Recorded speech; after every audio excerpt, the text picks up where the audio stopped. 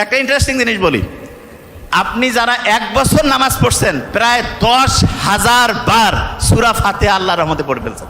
10,000 বার। কাউকে যদি আমি বলি এই 10,000 বার সূরা ফাতিহা পড়ো, কিন্তু কবে না এটা কি সম্ভব? কিন্তু জাস্ট প্রত্যেক দিন প্রায় 30 রাকাতের মতো আমরা নামাজ পড়ি।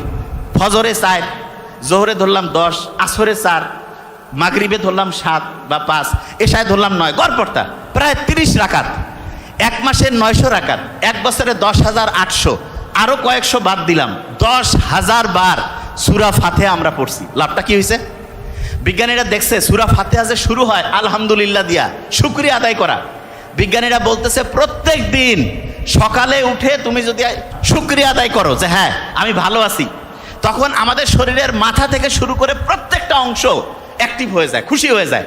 যেমন আমি যদি বলি এই ছেলেটার খুব অসাধারণ ব্রেন, এই ছেলেটা অসাধারণ কিছু করবে, মনটা চাঙ্গা হয়ে যায় না? এইরকম যখনই আমি আল্লাহর কাছে শুকরিয়া আদায় করি, আমার শরীরের মাথা থেকে শুরু করে প্রত্যেকটা অংশ অ্যাক্টিভ হয়ে যায়, খুশি হয়ে যায়। এবং এরা যখন খুশি হয়ে যাবে, যে কেউ খুশি অবস্থায় বেশি কাজ করে না কম কাজ করে? এই দেখো কত এনার্জি, বেশি কাজ না কম কাজ? তাইলে আমাদের মাথা থেকে পা পর্যন্ত সবগুলো জিনিসকে যদি আমি খুশি করতে চাই, আমাকে আলহামদুলিল্লাহ বলতে হবে। কি বলতে হবে? তা আলহামদুলিল্লাহ তো এমনিতে বলতে মন চায় না, এই জন্য আল্লাহ নামাজের মধ্যে প্যাকেট করে দিয়ে দিছে।